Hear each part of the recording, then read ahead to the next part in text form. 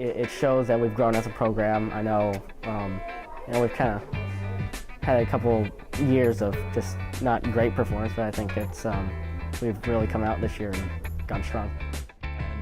It's just really, really enjoyable, and we've got a great community here, and everyone that's in this is a great person, and I enjoy all of their time.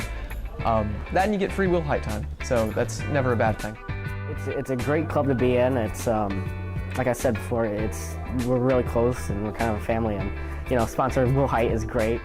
I was a Knowledge Bowl coach at Millington before coming here, and it's a lot of fun. I enjoy working with kids, like smart kids, and so I enjoy working with them.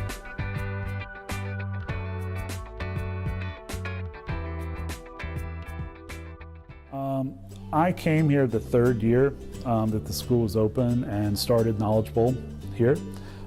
So it's been going on since then. So that's like 2005 or 6, something like that. I didn't have any clubs I was in, and I went to Mr. Will Height and asked him if there were any good clubs, and he's the sponsor of Knowledge Bowl, so he told me to come to Knowledge Bowl, and I went and really enjoyed it.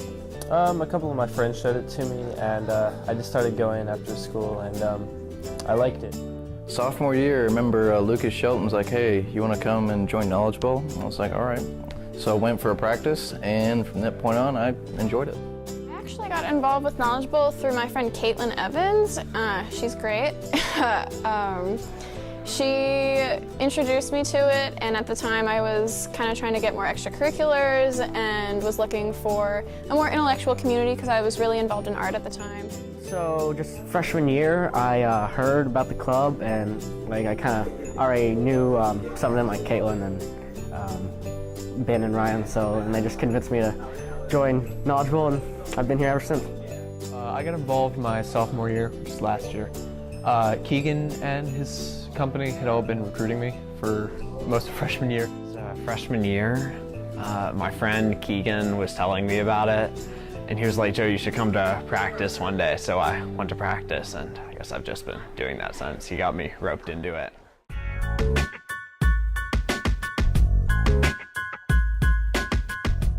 Basically, to be involved, to just show up. We practice on Thursdays and Fridays after school. But there's essentially 2 parts to Knowledge Bowl. There's the Channel 3 team that competes, and that's only 5 people. And then there's everybody else who can go to any of the tournaments, and we can take as many teams as we have kids who want to go. And so that's open to everybody. So in Knowledge Bowl we have, because we're such a big group, we're split into teams. So we usually have C team, B team, and A team. So A team is, of course, the best people on. The competition, and so you'll have, typically it's 4 members against 4 other members of a team, and so moderator will ask questions, and so whoever buzzes, you have a buzzer system, and so whoever buzzes in first gets a response, and so if they get that correct, you get points, and so whoever ends up with the most points at the end of the round, which is typically 20 questions, wins the round. Either Mr. Will Height or a student, just depending, will read a question, and whoever knows the answer buzzes in, and if they get right, if their team gets a point, and then the team that didn't get it right all rotate, so we have a chance to get everybody to play that day.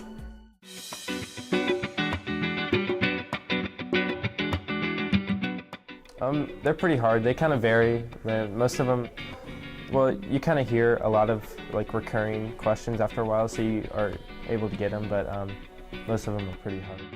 It really depends. Sometimes we get literature questions I've never heard of in my life from some author I've never heard of in my entire life, but then sometimes I'll get questions that really interest me, like I'm pretty good at mythology and pop culture questions. Those are a lot easier. So it really range just depending on what you know. Some questions are going to be really hard and some will be pretty easy. How difficult? It depends on the subject.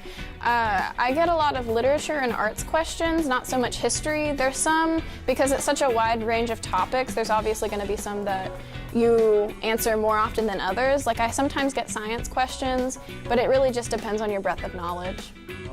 It really depends on what questions they're asking. If it's history or military history, not that big of a deal. If it's like art or math, I'm not going to be able to answer it. It just depends on the topic, really. I know some of those literature and art questions, I have no clue. That's really Spencer's expertise, but it just depends on the topic. If it's like geography, then I'll probably have it, but and it's always just a mix of questions, so you never know what you're going to get. It's not like it's 100% physics questions or it's all math. It has like a little bit of everything. I'm more of a pop culture guy, so I don't get all of those questions, but it's just cool because I guess you don't really know what the next question will be. It sounds kind of cliche. Okay, so this year we recently just won the Bartlett tournament, which is a pretty big deal. We've placed in every other tournament that we've been in. Team Without Me won the beta tournament. But yeah, we've had some pretty good stuff. We were one so far in the Channel 3 competition, and we won the Bartlett tournament, which was a big deal. We placed second at Christian Brothers, placed third at a Vanderbilt tournament, and we're in the third round at the WREG tournament. And so, I'm excited about what's left. We've gotten pretty far. Took a team to the Beta Club convention, and we won first place in the state, which was pretty fantastic.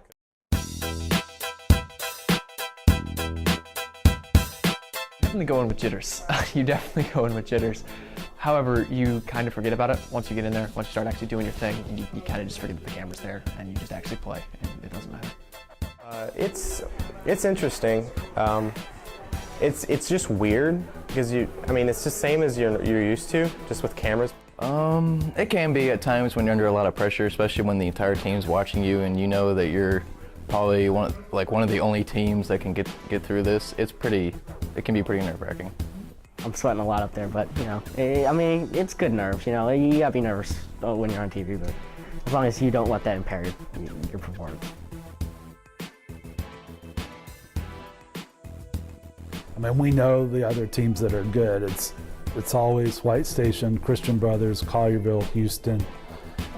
Those are the ones that are always good. And then other teams, some years they'll be really good and other years not. I've been doing this for 3 years, and so I think we all kind of know the other teams, kind of just like personalities and I guess weaknesses, and I know some from the White Station team and the Collierville team by name, and so it's not really scouting, but we're familiar with them enough because we play them all the time, so we kind of know what kind of teams they are. Well, it really prepares for testing environments because you're under a lot of pressure and you're under timed circumstances, so it really can prepare you for testing environments. It's good because it puts you in front of a crowd almost, and it puts you in nerve-wracking situations that you're not used to, and it kind of puts you out of your element, and it really helps dealing with nerves. You've got time working against you. You've got you got to be able to pull what you've got, what kind of knowledge you have in basically an instant, and so I think it's good practice for being able to think on your feet and make decisions quickly. It's a place where you get to kind of use knowledge you don't think you'd ever use in any class. You get asked all these kind of random questions. It's nice because it can range from pop culture to science, so you don't really know what you're going to get asked. So you can always it's a good place to use interesting knowledge you really don't have any other use for. I'm obviously a news nerd, and I know a lot of random crap that isn't exactly useful in any other context, but it's pretty useful here. So I enjoy just learning about art and things that I didn't know before.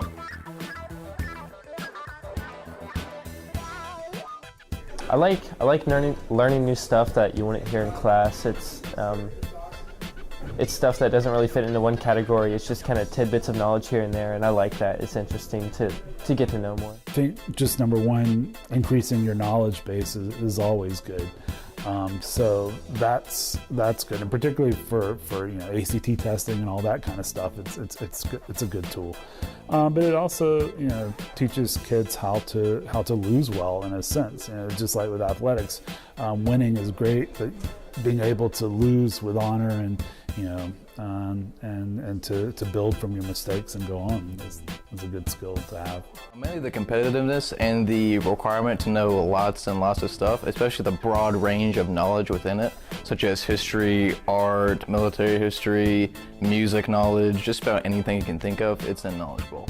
It's very competitive at nature, and so it kind of makes you have to think off your feet, and it's pretty it's a mind battle, and I really enjoy that. I think like any competitive sport, you know, there's an aspect of learning to win and learning to lose and learning to accept your limits and when to push and when not to.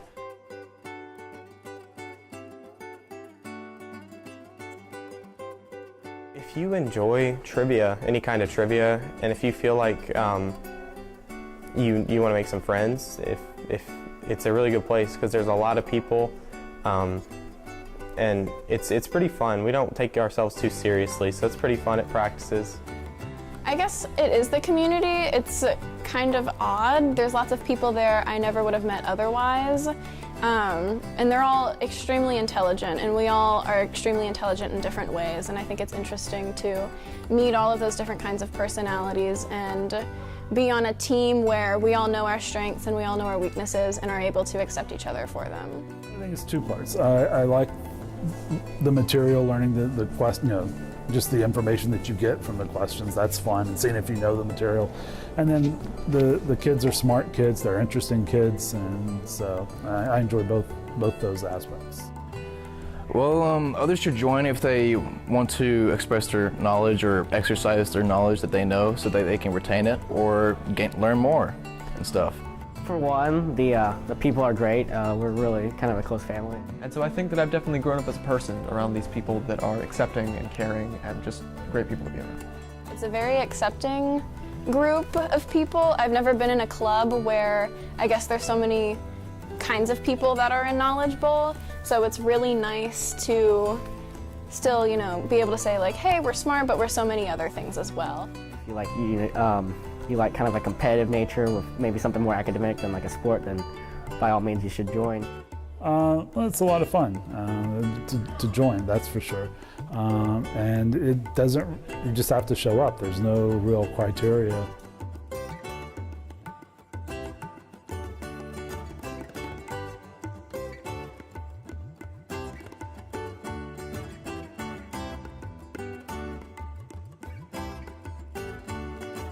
It's really impacted my life very well because it's inspired me to read more and study more and just honestly learn more out there so I can do better.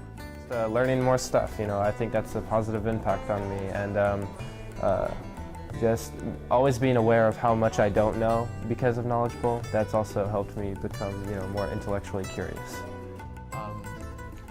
I think that knowing a lot of this stuff is useful in life. You know, knowing all the art, knowing all the stuff that just enriches your experience as a human, makes you prepared as for existence out in the real world, so to say.